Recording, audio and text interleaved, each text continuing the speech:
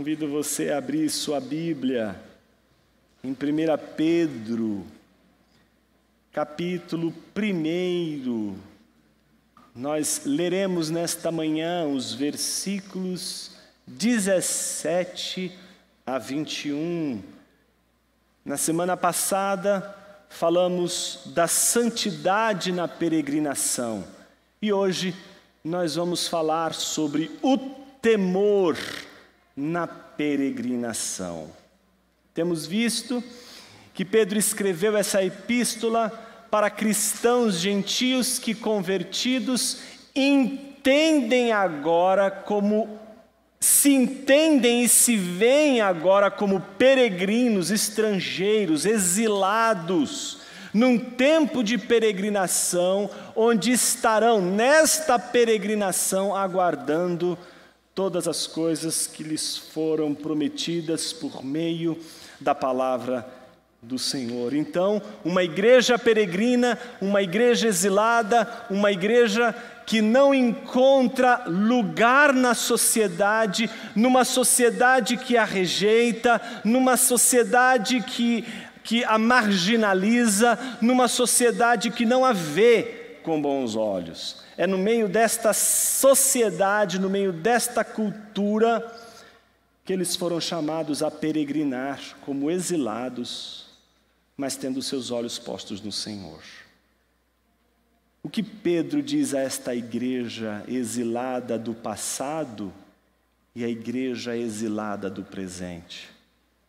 Leiamos então o que ele nos diz, a partir do versículo 17 ao versículo 21. Diz assim a palavra de Deus: E andai com temor durante o tempo da vossa peregrinação, se chamais de Pai aquele que julga, segundo as obras de cada um, sem discriminação de pessoas, sabendo que não foi com coisas perecíveis, como prata ou ouro, que fostes resgatados da vossa maneira fútil de viver, recebida por tradição dos vossos pais, mas fostes resgatados pelo precioso sangue, como de um cordeiro sem defeito e sem mancha, o sangue de Cristo, conhecido já antes da fundação do mundo, mas manifestado no fim dos tempos em vosso favor.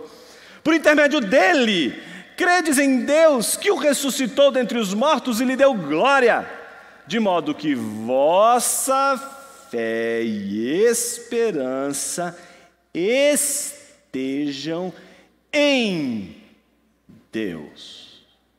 Oremos. Senhor Deus, fale conosco através de Tua palavra, nos alcance nesta manhã, alimentando a nossa alma, edificando o nosso coração, nos exortando, nos encorajando, nos fortalecendo.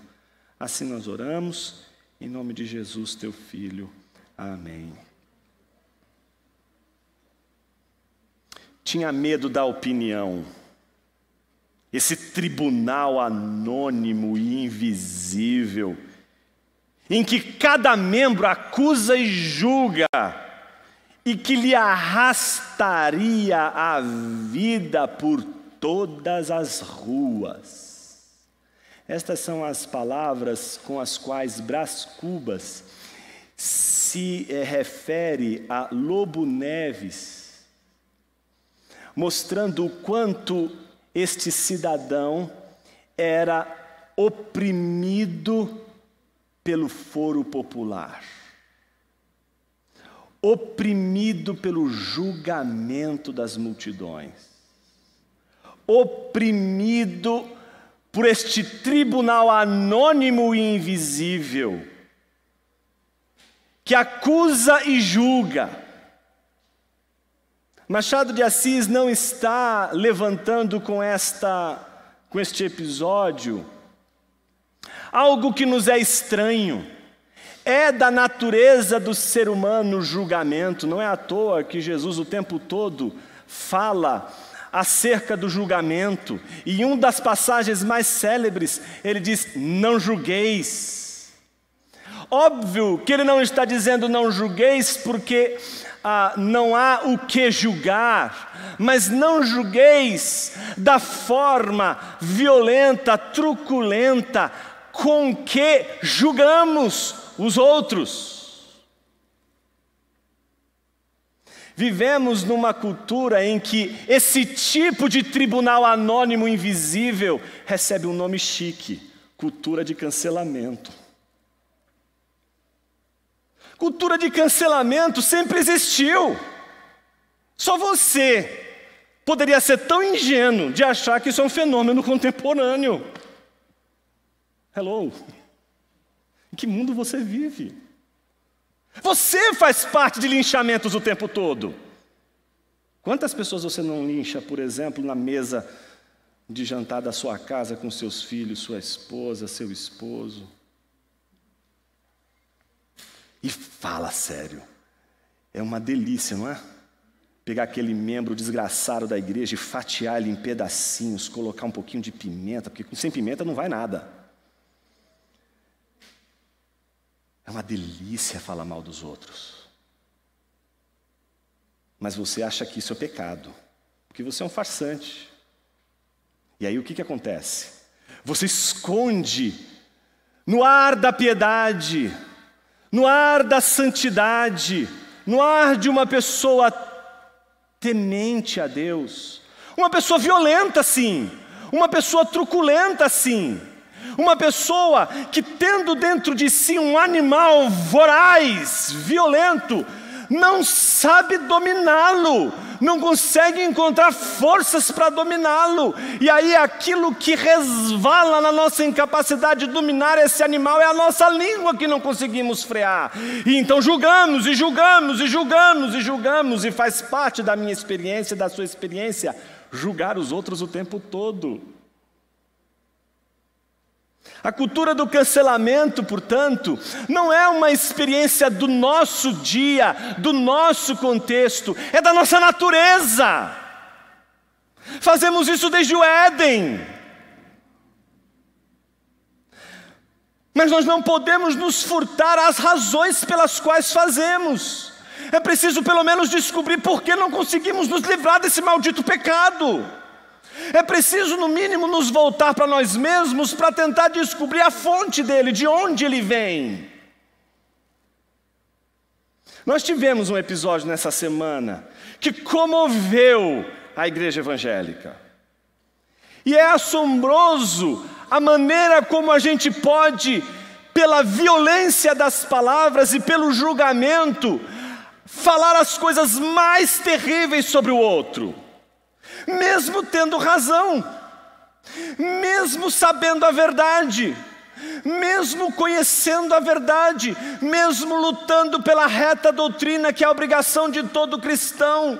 Então, de repente, nós estamos enredados num linchamento, num julgamento coletivo, e dali a pouco não só estamos fazendo parte de um linchamento, mas nós não percebemos o outro lado da situação. E que outro lado é esse?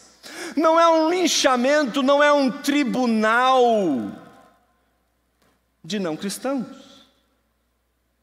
É um tribunal de cristãos. E por isso somos nós que nos preocupamos, não só com aqueles que ofendem o Evangelho, mas somos nós também que falamos mal o tempo todo uns dos outros. Somos nós que tememos este tribunal invisível, este tribunal violento, este tribunal truculento. Nós tememos esse tribunal. Eu não me esqueço quando expressei certa vez uma opinião sobre a teologia da missão integral, e como naquela semana, não só eu, mas a minha família protagonizou um linchamento dentro da própria igreja. Irmãos que diziam, que questionavam até a minha sexualidade. O que você quiser imaginar e puder imaginar, de mensagens as mais virulentas, chegou até mim. Eu só não mostrei para minha esposa porque eu tenho pelo menos decência. Mas isso não estava vindo de um tribunal que vinha de fora da igreja. Isso estava vindo de um tribunal de dentro da igreja, que vai julgar ambos os lados quando a igreja está dividida.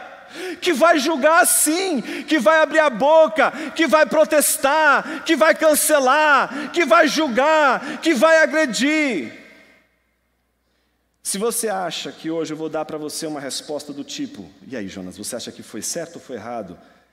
Pode sentar aí e esperar até 2000 anos por essa resposta. Talvez eu nem esteja aqui, obviamente, nem você.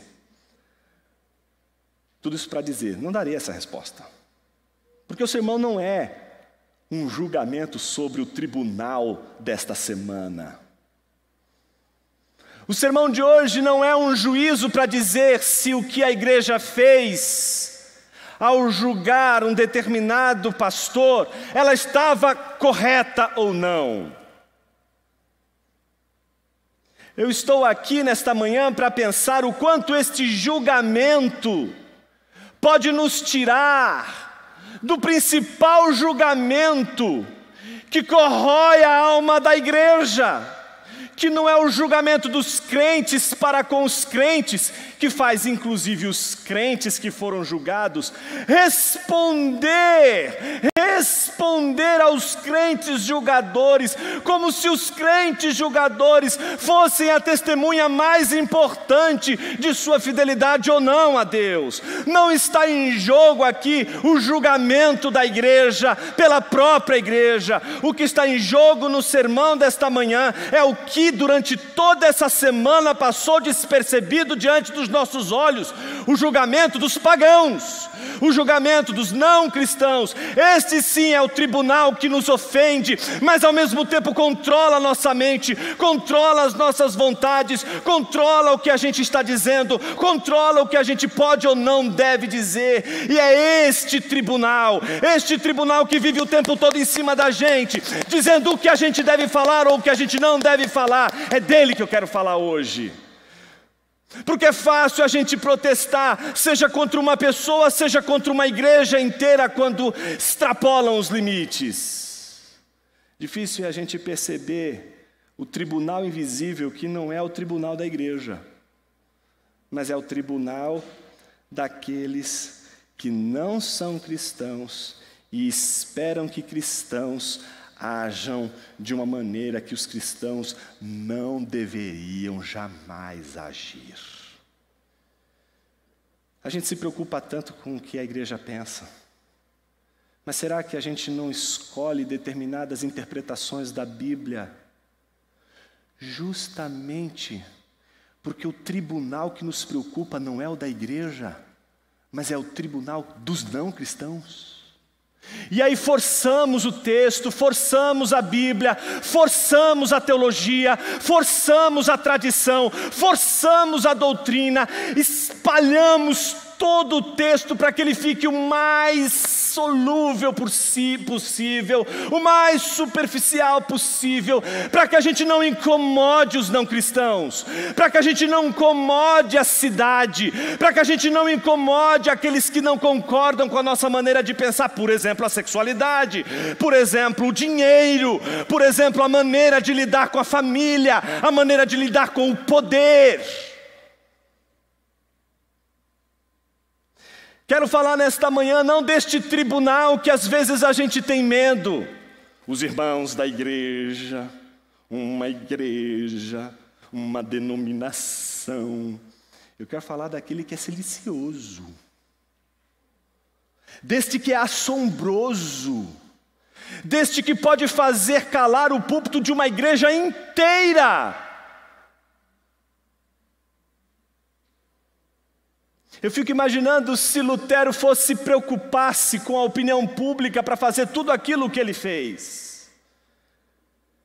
Fez o que fez, consciente de que o tribunal mais importante não é o tribunal sequer da igreja, muito menos o dos não cristãos, mas o tribunal de Deus. E é este tribunal que eu quero falar nesta manhã. O temor que nós vamos nos referir na peregrinação não é o temor do que uma pessoa, do que uma igreja ou do que não cristãos estão realizando ou deixando de realizar no mundo, mas é o tribunal de Deus. E este tribunal, igreja nenhuma poderia se furtar ou esquecer. A morte da igreja está no esquecimento do tribunal de Deus. E é por causa do tribunal de Deus que a gente pode questionar nossas boas e terríveis boas intenções. Nesse texto que nós acabamos de ler, Pedro nos dá 3 razões pelas quais nós deveríamos peregrinar em temor profundo e reverente, não diante dos homens e da opinião pública, mas de Deus. A primeira razão, por que deveríamos peregrinar com temor do Senhor e não dos homens? Porque nosso Pai também é nosso juiz. Primeira razão, porque nosso Pai também é nosso juiz. Observe a parte A do do versículo 17. E andai com temor durante o tempo da vossa peregrinação, se chamais de Pai aquele que julga. Se chamais de Pai aquele que julga. Andar em temor durante o tempo da peregrinação, gente, significa, em primeiro lugar, saber que aquele que é o nosso Pai é também o nosso juiz. O povo está em peregrinação. Olha a metáfora do exílio. O que tinha que estar na mente daqueles primeiros cristãos que não eram hebreus, mas tinham se convertido ao cristianismo e que vinham do paganismo e que vinham da tradição dos seus pais e que vinham com um comportamento e uma cultura completamente antibíblica. Eles aprendiam as histórias da Bíblia, aprendiam a história da peregrinação do povo, aprendiam a história de um povo que era escravo do Egito, mas que foi liberto do Egito pela graça e misericórdia do Senhor. E agora, livres da opressão do Egito, eles peregrinam rumo à cidade de Deus, aquilo que Deus preparou para eles, a terra prometida. Então é natural que esse povo que está em exílio precise aprender a viver como livre, porque não sabe ainda viver como livre. Assim como o povo sai do Egito, e mesmo assim Faraó não sai de seus corações. Você, meu irmão, você, minha irmã, saiu do império das trevas, mas as trevas não saíram do seu coração ainda. E elas podem dominar você mesmo que não tenham autoridade para isso. E podem governar você e suas vontades, como Faraó ainda governava os egípcios, mesmo depois, os hebreus, mesmo depois de libertos das suas mãos pela obra de Deus. Eles estão em peregrinação e têm saudades do Egito. Eles estão em peregrinação e eles contemplam a possibilidade de voltar.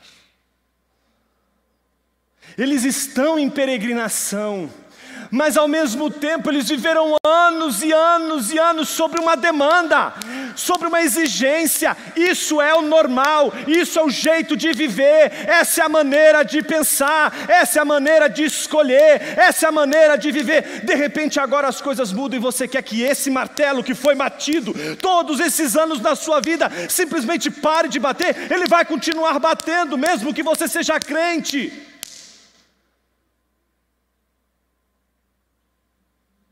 Eles são peregrinos, eles são cristãos, mas viveram anos e anos e anos no paganismo. Então a metáfora que Pedro diz a eles é muito clara. Ele diz: vocês andem agora em temor durante o tempo da vossa peregrinação. Ou seja, vocês precisam descobrir o temor do Senhor, porque se vocês não tiverem temor do Senhor, vocês vão voltar ao Egito, vocês vão perder de vista o horizonte de chegada e vão transformar a partida em chegada. Como é que Pedro vai despertar o temor do Senhor nestes peregrinos que professam a fé em Jesus, creem em Jesus, mas a ética pagã fala tão forte ainda em seu coração, a visão de mundo pagã ainda mexe tanto com as suas entranhas e seus desejos e suas vontades. Observe que a estratégia de Pedro é, em primeiro lugar, lembrar que este povo em peregrinação tem um Pai, e que Jesus revelou para eles que eles são e pertencem ao Pai de nosso Senhor Jesus Cristo. Portanto, agora sendo eles, por meio de Jesus Cristo, filhos de Deus, eles agora se relacionam com Deus como se relaciona um filho com um pai. E um filho e um pai se relacionam de forma próxima. Então o que Pedro está dizendo é de que a relação entre eles e Deus é uma relação de proximidade. Enquanto os pagãos estão apartados e longe da relação com Deus, estes peregrinos estão perto de Deus, eles estão próximos de Deus, eles têm acesso a Deus, eles falam com Deus, Deus fala com eles têm experiências com o Pai, eles têm então a ternura da experiência maravilhosa que é peregrinar debaixo da graça, da misericórdia e do amor de Deus nosso Pai. Então é natural que a gente se sinta muito confortável e seguro. Você já parou para imaginar? Quem é pai sabe disso. Quando você vê seu filho com medo e você se aproxima dele e abraça, é tudo o que ele precisa. Você não precisa dizer nada, você não precisa falar nada, você só precisa abraçá-lo, traz ele para o teu peito, abraça ele, o medo vai embora, o pavor vai embora, a insegurança vai embora, você se sente seguro, você se sente confiante, porque a proximidade gera isso, gera segurança, gera confiança. Mas gera entre nós filhos uma coisa muito curiosa: meu pai jamais me faria isso. Meu pai vai me tratar sim com privilégios, aliás, é meu pai. Meu pai não vai me tratar como qualquer outro trata qualquer outra pessoa, porque ele é meu pai. Então ele é meu pai, então ele vai fazer tudo para mim.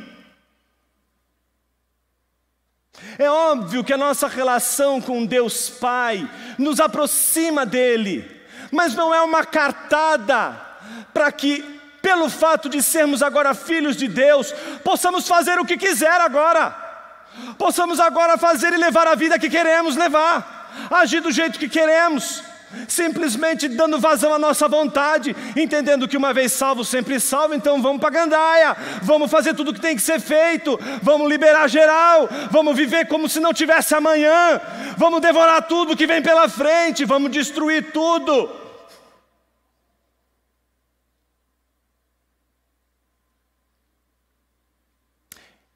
Pedro está dizendo: ele é seu pai, mas ele é juiz. Ele não é só seu pai, mas ele é o seu juiz. Então alguém poderia dizer assim: bom, se ele é meu pai e ao mesmo tempo meu juiz, ele vai contemporizar meus pecados, ele vai contemporizar os meus erros, ele vai contemporizar minhas falhas. Afinal de contas, Jesus levou na cruz toda a maldição e por isso Deus não vai mais me condenar. Paz nós temos com Deus, então acabou, não tem mais o que me preocupar. Romanos capítulo 5, versículo 1 diz que a guerra acabou, Deus não vai mais ficar irado comigo e não vai mais brigar comigo. Pedro está dizendo: filho, ele é teu pai, mas ele é juiz. E eu tenho uma segunda notícia para te dar: ele não é só o teu juiz. Porque quando você diz é o teu juiz, você pode se sentir mais confortável e dizer, eu sou o filho, chegar na hora, papai vai passar o pano, não é?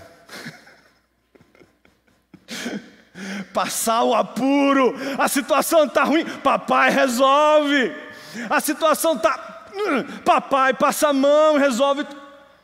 Pedro está dizendo, não filho, presta atenção, ele é teu pai, ele é teu juiz, mas ele qualifica esse juiz. Veja o que ele diz: que julga segundo as obras de cada um, sem discriminação de pessoas. Ou seja, ele não vai fazer assim, peraí, esse é o grupo dos desgraçados, não quero nem ver a carta, pode botar tudo no caldeirão do inferno e ponto. Primeira coisa importante, ele é juiz e julga um a um. Não adianta você, por exemplo, casado. Nosso pecado é assim, se um peca, os dois pecam, calma aí. Vai devagar com isso aí. Tá certo? Deus vai julgar ela, vai julgar ele, vai julgar Adão e vai julgar Eva. E vai dizer, Eva, a partir de hoje, blá, blá, blá, blá, blá, blá, blá, blá, blá. Adão, a partir de hoje, blá, blá, blá, blá, blá, blá, blá, blá, blá. Deus vai julgar cada um. Primeira coisa importante. Segunda coisa importante, e vai julgar cada um sem discriminação de pessoas. Pronto, aí o eleito fica endemoniado. Porque eu sou eleito, eu sou predestinado, Calvino diz isso. Ele não consegue nem mais dizer que a Bíblia diz, né? Ele agora tem que usar um terceiro. Eu sou predestinado, eu sou eleito, e é verdade. Então Deus não pode me tratar assim. Deus não pode me tratar como Ele trataria um ímpio. Por que não? Por que não? Me ofereça um argumento do porquê Deus deveria, sendo um juiz reto e justo, deveria agir com 2 pesos e 2 medidas. Então o que Pedro está dizendo? Ele é teu pai, mas ao mesmo tempo ele é juiz, e ele vai julgar cada um. Ele não vai julgar uma comunidade, ele não vai julgar uma raça. Não existe racismo entre Deus. Ele não vai julgar um grupo, ele não vai botar todo mundo numa caldeira, numa panela e fritar ou cozinhar todo mundo ali, ou seja, mandar para o inferno. O grupo, o coletivo, todos nós estamos sob o escrutínio, o juízo divino o tempo todo. A primeira coisa que a gente poderia pensar agora é o seguinte: então quer dizer, Jonas, que eu posso ser condenado por Deus? A boa notícia é que Ele é seu pai. A outra boa notícia é de que o texto não está falando do juízo final, então fica tranquilo. Ou não. Porque o fato de Ele ter nos dado a graça de conhecer seu Filho e podermos crer nele para a vida eterna, nos traz a promessa da cidade celestial, nos traz a promessa da vida eterna, mas também nos traz as leis dessa cidade celestial, que é para ser vivida na cidade da terra. Ele não está dizendo, viva a cidade dos homens, com as regras dos homens. Ele está dizendo o tempo todo para o seu povo, vocês são peregrinos, vivam na cidade dos homens, debaixo das leis de Deus. Por isso pode aparecer quem for, pode ser o imperador, pode ser a pessoa mais poderosa deste mundo, se pedir para que você se curve diante dela e a adore, você não pode obedecê-la, é seu dever desobedecê-la, porque a regra que vale para você não é a regra de um homem que te domina, mas de um Deus que te domina. Só Deus pode dominar você e mais ninguém, mais ninguém. Só nos submetemos e dobramos os joelhos diante de Deus quando este que nos pede que dobremos os joelhos é Deus. Mas alguém que se faz passar por Deus, alguém que se diz ser Deus, não pode exigir aquilo que só podemos dar a Deus. Então todos os cristãos têm que desobedecer uma autoridade que pede para que esses cristãos façam aquilo que só deve ser feito a Deus. Então imagine que a posição desses cristãos é uma posição de gente que precisa se equilibrar em fazer a vontade de Deus, saber que eles têm relação com Deus, mas saber que eles têm que lidar com os ímpios. E você sabe que a gente tem um amor aqui dentro da gente que é uma coisa louca, né? Incontrolável, né? Então lembra quando Jesus foi mal recebido na cidade, como que os discípulos reagem com aquela caridade maravilhosa, né? Vocês lembram o que eles fizeram? Senhor, quer que a gente ore para mandar fogo do céu, queimar todo mundo e mandar para o inferno todo mundo? Você lembra o que Jesus respondeu? Não, vocês são loucos, vocês piraram. É da vontade de Deus salvá-los. O Filho do Homem veio para salvar e não para destruir. Essa nossa sanha, que vem acompanhada desse movimento de tentar colocar um julgamento que não nos cabe, nos coloca debaixo de uma posição que jamais deveria ser a nossa. Não somos Deus, porque não somos capazes de ser pai como Ele, não podemos julgar como Ele. Só pode julgar seu povo dessa maneira, porque Deus é pai como nenhum outro ser nesse mundo poderia ser. Então o que a Bíblia nos ensina é Pedro orientando aquela igreja que está em peregrinação, em primeiro lugar: vocês não podem ser seduzidos pela opinião pública contrária, que é a opinião dos pagãos. Mas ao mesmo tempo, vocês não podem agir de forma errada, vocês não podem agir de forma que seja para evitar o conflito. Vocês não podem simplesmente, entre os pagãos, viver como os pagãos e entre cristãos, viver como cristãos. Vocês estão como peregrinos, vão viver debaixo da lei de Deus, e a ofensa, ela vai surgir naturalmente, não tem como impedir, não tem como evitar, ela é natural, ela está no fato não de você usar jeans ou usar terno, não é pelo fato de você falar alto ou falar baixo, de você ser mais comedido, de você ser mais extrovertido, ela está no fato de que você crê em Jesus, e Ele é Senhor de tudo isso aqui, e só isso, só essa frase é suficiente para colocar você em situações as mais difíceis deste mundo. Só que entre evangélicos, você não vai ter nenhum problema se você afirmar que Jesus é soberano.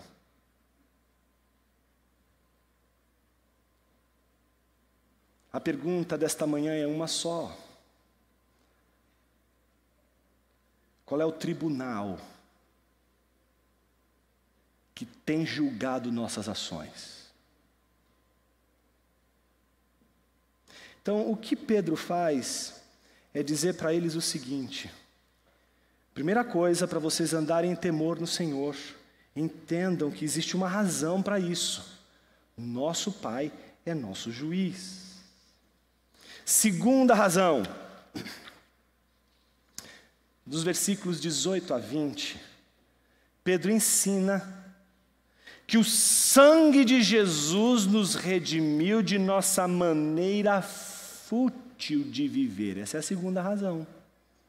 Se a primeira razão diz que o nosso Pai é nosso juiz, a segunda razão diz que o sangue de Jesus nos redimiu de nossa maneira fútil de viver. Maneira fútil de viver aqui é a maneira sem sentido, sem significado, sem uma razão de ser. Uma maneira de viver não significativa. Sabe uma pessoa que simplesmente vive? Ela só respira. Ela não tem significado na vida, ela não tem sentido na vida, ela não tem rumo na vida, ela não tem um lugar para chegar. Ela é uma andorinha que não sabe para onde vai. Então, o que Pedro está dizendo àquela igreja? O sangue de Jesus remiu vocês. E remiu vocês daquela vida que vocês tinham. Vocês tinham uma maneira de viver. E aquela maneira de viver que vocês tinham não incomodava vossos pais. Aqui incomodar vossos pais não tem a ver com aquela meramente a questão do pai e filho, mãe e filha. Não é um conflito de geração ali, é o meramente de família, mas é um conflito de geração. Pedro está falando dos ancestrais, Pedro está falando da tradição pagã, Pedro está falando dos gregos, Pedro está falando daquela cultura que foi construída não da noite para o dia. São séculos, séculos imprimindo uma maneira de pensar em todos eles. Embora eles sejam jovens, embora eles tenham ali uma idade ainda não avançada, sejam peregrinos jovens, eles estão debaixo de uma cultura de séculos, de séculos. Então o que Pedro está dizendo a eles? Que o sangue de Jesus resgatou eles dessa cultura que você se sentia à vontade ali, você se sentia bem ali, as coisas faziam sentido para você ali. Não é que as coisas eram todas tortas, as coisas não eram escandalosas para você. Lembra de Moisés? Moisés está olhando o Egito, está olhando os hebreus sendo maltratados, aquilo não escandaliza, é da ordem do dia. Ele está vendo tudo aquilo, ele está acostumado com aquilo, é o jeito de viver, ele não acha nada estranho. Mas da noite para o dia, algo acontece, a mente de Moisés muda completamente, e ele não consegue mais ver as coisas que sempre foram daquele jeito, da mesma maneira. Isso é conversão.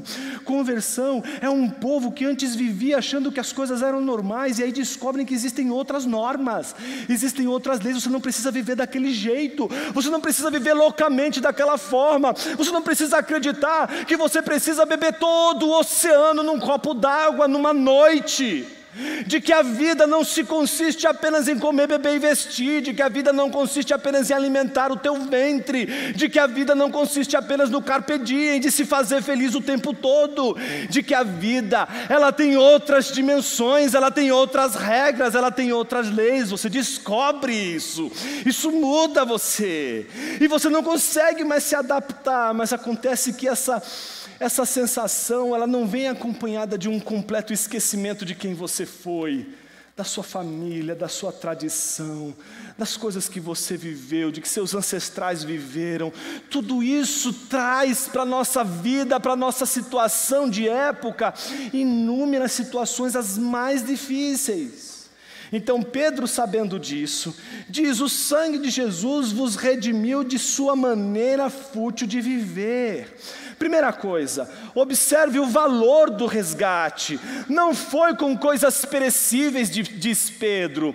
Não é como o ouro e a prata. Não é como uma pedra que se corrompe, que pode ser perdida, mas é feita pelo precioso. E aí a palavra que é mais típica para se usar um minério é usada agora para o sangue. Não é um minério, mas é um sangue que é precioso, é o sangue que é valioso, é o sangue, o tesouro na história. Então o valor do resgate não foi por coisas perecíveis como o ouro, a prata, mas foi pelo sangue de Jesus.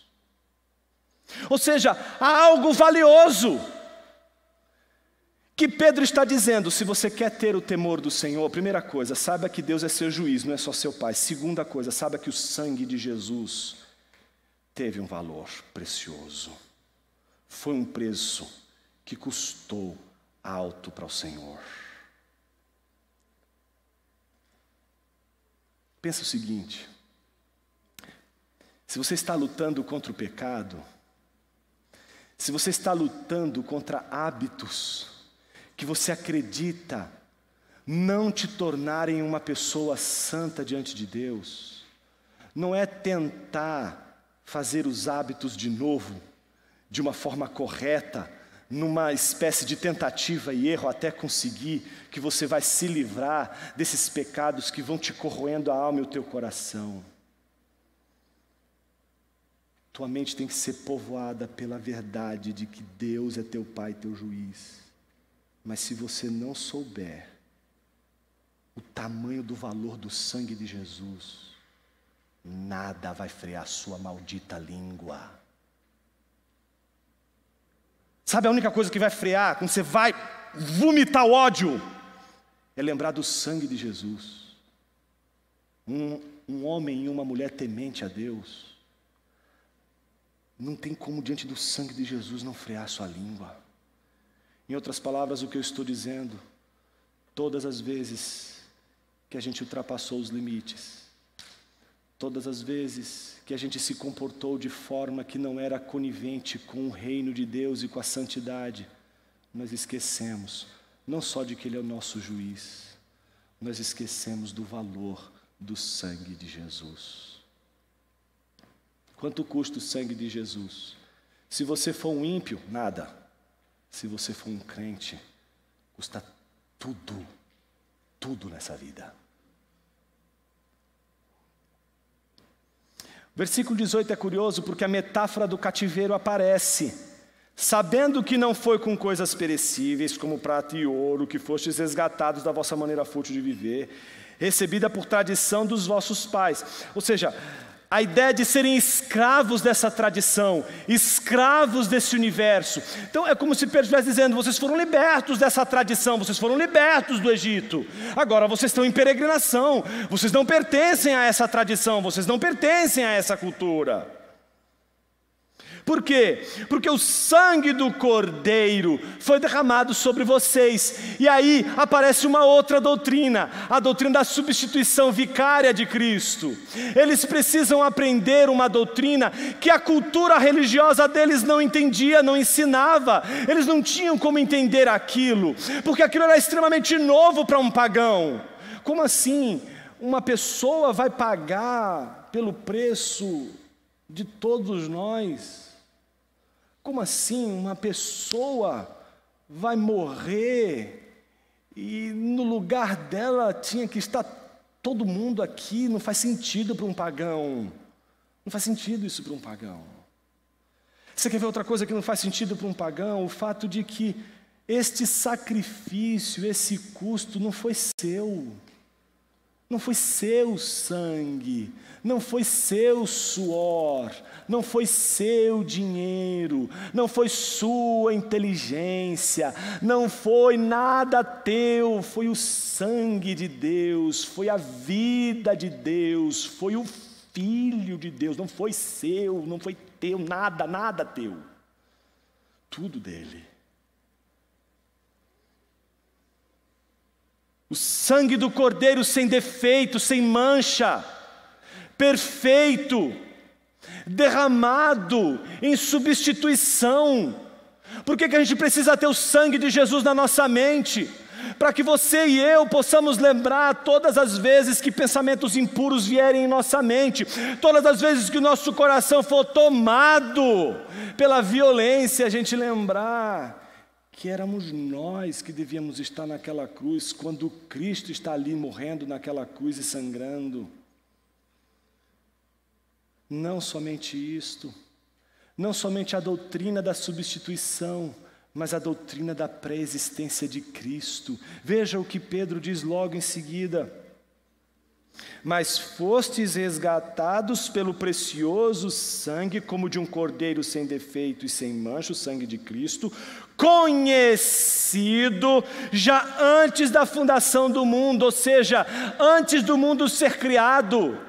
Deus não está falando de um Cristo que é criado, Deus não está falando de uma criação, Deus está falando de seu Filho, que Ele conhecia antes da fundação do mundo, e foi o sangue dele que foi derramado por vocês. É isso que Pedro está dizendo. Pedro está dizendo para aquela comunidade que eles precisam lembrar do sangue do Cordeiro, que foi derramado no lugar deles, um Cordeiro que não surgiu do nada, que surgiu de repente, não, ele existe desde a fundação do mundo, antes da fundação do mundo, como diz Pedro. Mas, observe como ele conclui, mas manifestado no fim dos tempos em nosso favor. O fim dos tempos aqui não é o juízo final, não, é este tempo, é o tempo deles, o tempo que eles estão vivendo. Ali Cristo já havia se manifesto, ali o amor de Deus havia sido manifesto. E o que os homens fizeram com o amor de Deus? Os homens o crucificaram, os homens o mataram. Mas Deus, pela sua misericórdia, não só acolheu o sangue de Jesus para resolver de uma forma justa a situação do homem e dar aos eleitos possibilidade de se aproximarem de Deus como Pai, nos conduz à terceira razão pela qual o temor do Senhor deve ser mantido, não por causa dos homens, mas por causa de Deus. Terceira razão, porque Deus ressuscitou Jesus Cristo e o glorificou para que através de Jesus nossa fé e esperança estejam em Deus. Qual é a terceira razão? Porque Deus ressuscitou Jesus. Alguém poderia dizer assim, mas por que, Jonas? Porque Pedro já está dizendo para aquela igreja algo fundamental. Sem Cristo, vocês não podem confiar em Deus. Sem Cristo, vocês não podem realizar o ato mais importante da vida cristã, que é depositar a nossa fé e esperança em Deus. Ninguém vai depositar a fé e a esperança em Deus, senão por causa de Jesus. Se Jesus não ressuscitou dentre os mortos, se Jesus não está glorificado por Deus, você não pode ter fé e esperança. A fé e a esperança do povo de Deus depende da ressurreição do Filho de Deus, porque é por meio do Filho ressurreto que temos fé e esperança em Deus. Sem Cristo não há possibilidade de termos fé e esperança em Deus. Então por que Deus ressuscita Jesus? Porque Deus glorifica Jesus, para que você continue olhando para Jesus, para que você continue vendo Jesus, porque todas as vezes que você esquecer de Jesus, todas as vezes que você esquecer da obra de Jesus, todas as vezes que você esquecer do sangue de Jesus, você vai temer os homens, você vai temer o que os irmãos da igreja vão falar de você, você vai temer o que as pessoas da igreja vão falar de você, você vai temer o que os não cristãos vão falar de você, o que as pessoas não cristãs vão falar de você, o que o mundo vai pensar de você, e jamais vai se perguntar o que Deus pensa de mim, o que Deus pensa de você. Isso é a sua obsessão? Ou a sua obsessão é o que os outros pensam que eu vou ser, o que os outros pensam que eu sou, o que os outros pensam que eu digo, o que os outros pensam que eu vou dizer? Se você tivesse a oportunidade de ouvir uma única opinião sobre quem você é, qual é a opinião que você mais gostaria de saber neste exato momento?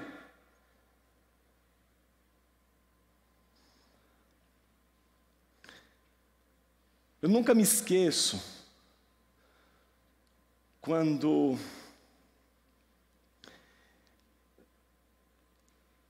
eu tive a oportunidade de pregar na igreja e uma senhora da igreja no final me surpreendeu. Por que ela me surpreendeu? Porque há minutos atrás, um outro irmão da igreja veio depois de um sermão que eu tinha pregado dizer assim: olha, eu gosto muito do seu sermão, mas hoje foi horrível. E eu fiquei em crise por causa daquilo. Como assim, Senhor, horrível? Eu dediquei, fiz o meu melhor. Não pode ser horrível. E lá adiante, quando eu estava indo embora, a moça da igreja me abordou, a senhora disse assim: pastor, eu queria te agradecer, porque o sermão foi maravilhoso. Não tem pregador nesse planeta que não sofra duas tensões: a tensão pré-pregação e a tensão pós-pregação. Com isso eu estou dando para vocês uma psicologia do pregador, para que vocês entendam o pregador, para que vocês possam reagir, inclusive, com ele ou contra ele.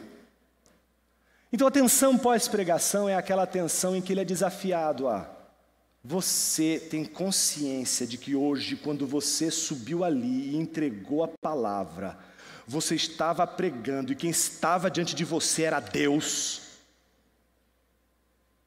Você tem a consciência de que quando você estava pregando ali, você não estava pregando apenas para aquelas pessoas, de que você não estava apenas olhando para elas e querendo o aplauso delas, mas você estava olhando o tempo todo nos olhos delas, procurando nos olhos delas os olhos do Senhor. Você tem certeza de que quando você terminou de pregar, você pregou para Cristo ou você pregou para as pessoas para ouvir a opinião e o aplauso das pessoas? Aquele dia foi perturbante, meus irmãos, e continua até hoje. Não é? Como a gente lida com essa tal do o que os outros vão achar do que eu disse, do que eu falei, do que eu preguei? Era um dia em que eu estava pregando, meus irmãos, olha só como a gente fica cego. Cegueira, isso é cegueira. Eu estava pregando sobre a importância de você se apresentar diante de Deus aprovado. Olha só o texto. 2 Timóteo 2,15, procura apresentar-se a Deus aprovado. Não é para se apresentar ao público, não é para se apresentar às pessoas, mas, no entanto, no final, eu estava preocupado com quem? Com o que as pessoas estavam dizendo, com o que as pessoas julgavam. E a preocupação não era santa, porque se a preocupação é santa, do tipo, o que eu posso fazer para melhorar, é uma coisa. Mas será que eles gostaram? Será que foi legal? Será que ficou legal? No final do dia, quando eu vou olhar a passagem novamente, eu descubro aquilo que a gente sempre deve descobrir quando a gente está enclausurado nas mãos da opinião pública. Eu esqueci de Deus. O sermão era sobre como apresentar-se à igreja aprovado como obreiro que não tem do que se envergonhar e que maneja bem a palavra da verdade, quando na verdade a pregação era procura apresentar-se a Deus. Você vai ser julgado. Você vai ser julgada. Seja por homens, seja por mulheres, idosos e até crianças. Mas você também será julgado por Deus. Você também será julgado pelo Senhor. Você também será julgado pelos olhos do Senhor. E a pergunta nesta manhã não é sobre o que os olhos dos homens dizem sobre quem você é, mas o que Deus diz sobre quem você é, e mais, sobre suas obras. O que as suas obras dizem sobre você é o que você é diante de Deus. O que Deus diz sobre quem nós somos é a opinião mais importante. Temos razões pelas quais devemos peregrinar em temor reverente, não dos homens, nem da opinião pública, mas de Deus. Por quê? Porque Ele é o nosso Pai, que nos deu seu Filho para nos salvar e nos fazer seus filhos. Mas Ele é nosso juiz, e Ele não é o juiz como os homens são. Os homens não são como Deus, os homens não são como o Pai Celestial é. Os homens não têm misericórdia, as pessoas não têm misericórdia, não temos misericórdia, mas o nosso juiz é misericordioso, o nosso juiz é gracioso, tem misericórdia e age com graça e misericórdia com seu povo. Ele é nosso juiz, que nos julga mediante os méritos do Cordeiro, sem mancha e sem defeito, que verteu seu sangue para nos salvar. A quem mais deveríamos temer? Ao herege? Aos homens da igreja? Aos homens pagãos? A nenhum dos três. O nosso temor deve estar sempre direcionado ao Senhor da glória. E se tivermos que combater heresias, que seja por temor do Senhor e não pelo ódio dos hereges.